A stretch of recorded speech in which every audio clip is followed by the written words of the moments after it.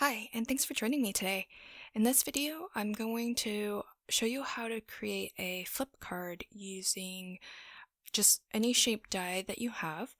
So here I am starting out with a panel that's cut to 6¼ wide by 5½ tall.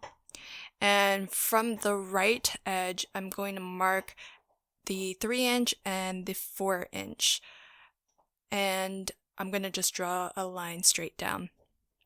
The T-ruler is really great for this because it just ensures that you get a nice straight line. And I actually wrote on that panel right so that I can remember which side is the right side and which side is going to be the left side. So I happen to have this set of nested heart shapes, and I'm going to pick one from the middle so that I can cut a panel larger or smaller, depending on which piece of or which section of the card I want to decorate. And all I'm going to do here is I'm going to line up the center of the die to the first line that I drew, the leftmost line that I drew. And with hearts, it's really easy to find the center because of where the heart comes to a point. So I'm actually going to use my large platform die cutting machine. It's the Fun Stampers Journey Platinum.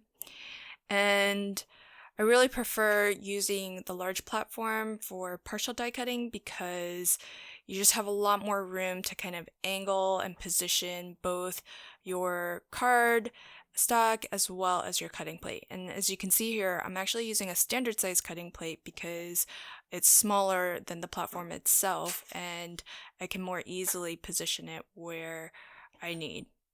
And all I'm doing is lining the edge of the cutting plate up to that first line that we drew. Essentially just cutting to the halfway mark of the heart. And now I'm going to flip it around and I'm going to do another partial die cut, again lining up the cutting plate to the rightmost line that I drew. And so that's just going to cut a portion of the heart. So you can see I'm able to kind of just angle both the cardstock and my cutting plate. And that lets it go through the machine without that harsh kind of bump. And I find that with a standard size cutting machine, it's a little bit harder to position things because you just don't have as much room. So I'm just going to take off all of this washi tape and you'll be able to see that the heart is partially cut both on the left side and on the right side. Now, we're going to have to do some scoring, but you only want to score on the lines that you drew up until that line meets with where the cut begins for the heart. So from the top and the bottom, you'll essentially be scoring 4 times. And on the right side, I actually like to score from the back because generally when you score a line, you want to fold a mountain fold. And that'll give you a more crisp fold and as well kind of keep your cardstock strong. So this is the first score line. I'm just going to give that a good burnish. That's on the left side. And from the back, I'm going to do a mountain fold on the second score line. So now you have your flip card. It's as easy as that. So that's the base of your card, and you can now decorate it however you want. And I did say that you could use any shape die, but really you want a die that is symmetrical so that when the shape flips from the front to the back, it exactly covers each side. So if you had something asymmetrical, then it might leave a gap that would be visible. So all I did was just erase my pencil lines, and now I am going to cut the panels. And I had to bring out my gum eraser because I think I had something sticky on my cutting plate. So there's your basic card base, and to cut the decorative panels, all I did was just cut a panel that is the exact same size as that front left panel and the back right panel. So that back panel is 3 inches wide by 5.5 tall, and the front panel is 5.5 tall by I think 2 1/4. And so you have a couple options. If you don't have nested dies, then you can use the exact same shape die that you used to do your initial cuts into your card base. This is the same heart shape. And I'm just lining everything up, and I'm going to put that heart die right over that initial cut that I made. And so this is basically going to cut into my decorative pink panel without leaving a border. So everything's going to be flush to the edge of the card base as well as flush to the heart itself. And I'm going to do the same thing with the back panel. And what you can do to line this up is you can actually tuck that panel behind the heart. And that way you can line up your die again right over the original heart. So I'm just making sure that my panel is cut to the right size. Then just gonna push that die cut through and slip my panel behind it. And then I'm gonna line up my die right over the original position, and I'll tape that down.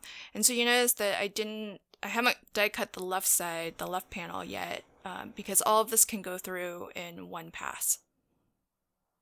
So just make sure that you only have tape on your panel, and then you can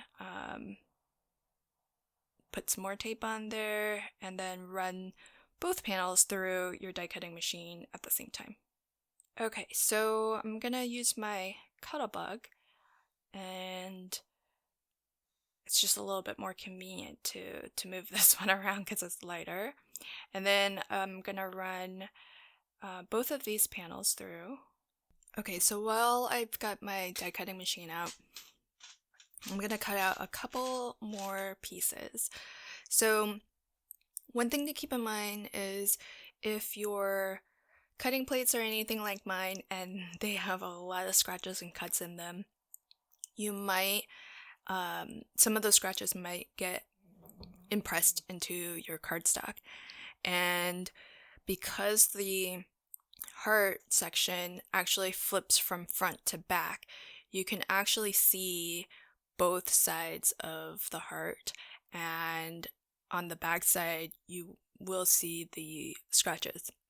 And in fact, the back side is going to be the front of your card, and when you open it, that's when you'll see the front side. So I'm actually going to die cut the exact same shape heart out of just plain white cardstock so that I can cover up the back side and cover all of those scratches up. So now both sides of my heart are going to have that nice professional edge and finish to them. Also, in my case, I'm using a stitched edge die, so the stitches also don't look very good from the back side either. So in my case, I definitely felt like I had to do it. The scratches might be a little bit less noticeable, but the stitches definitely don't look as clean from the back side. And then in addition, I pulled out a die that's one size smaller than my focal image, and I'm going to cut that out of red. So I'm going to get everything lined up to go here. And now I've got my two decorative pieces for the heart itself, and then the two panels that are going to get adhered onto the card base. And from here, you can really just decorate it however you like. There's lots of options, and this is why the nested dies are nice. If you are using nested dies for the 2 panels on the side, you could use one size up from the one that you use to cut the card base with, and that would give you a nice border where you can see a little bit of the white card base around the heart itself. That's definitely an option as well. And yeah, the nice thing about buying the die set is that it has dies that do all of that for you. So you've got the die that will cut the card base, and then dies that will cut those decorative panels, and as well other fun decorative items that will match the design. So the die sets are definitely really nice to have, and as I mentioned, I do have 3 of them, but they may not always come in the shape that you want to use. And so it's really, as you can see, pretty easy to create your own flip card using dies that you may already have in your stash. So I've done this with, besides the nested hearts, I've done this with hexagons, I've done this with other label shapes, and as I mentioned, you definitely want to use a symmetrical die. I think that's gonna ultimately look best. I haven't quite experimented with asymmetrical shapes, but I have a suspicion it's not gonna turn out quite as well, because when that flips over, you may have a gap. So that's the white panel to just clean up that the back side of the heart.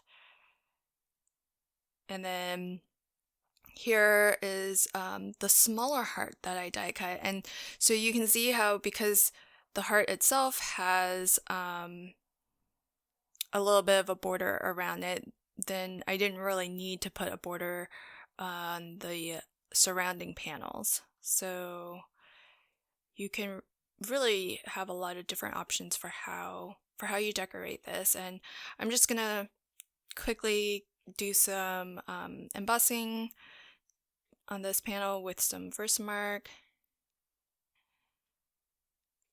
and I'm gonna emboss all of this in white. And you'll see I do this multiple times just because I am very generous with the anti-static powder, which in my case I'm just using cornstarch. And then I'm going to put some white detail embossing powder. I use the one from Hero Arts.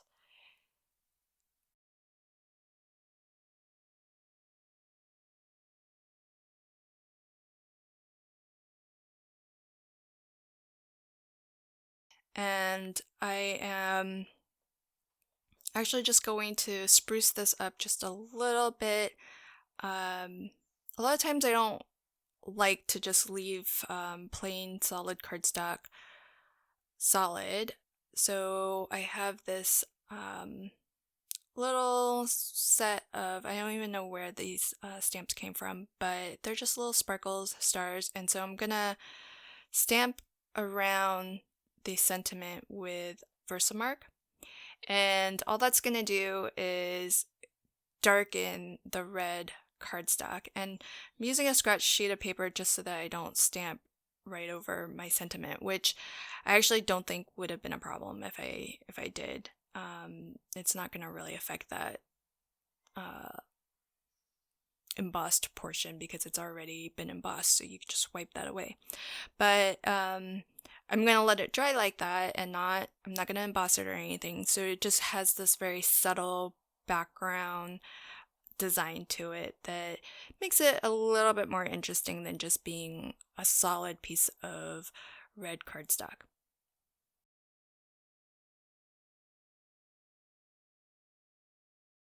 And you can do a lot more decorating with this. I'll have photos on my website of the final card, but definitely there's lots of room to decorate both the front and the back. So I generally like to add something to the back of the heart as well. But that's really the basics for how to create your own Flip It card. So I hope that you found this useful, and if you don't already have the Sizzix Flip It dies, I definitely recommend picking one up just so that you can see what it looks like, how it functions, and then expand beyond that if you have other dies in your stash that you want to use for your flip cards. Thanks again for joining me. I hope everybody's staying safe, and until my next video, happy crafting and have a great day. Bye.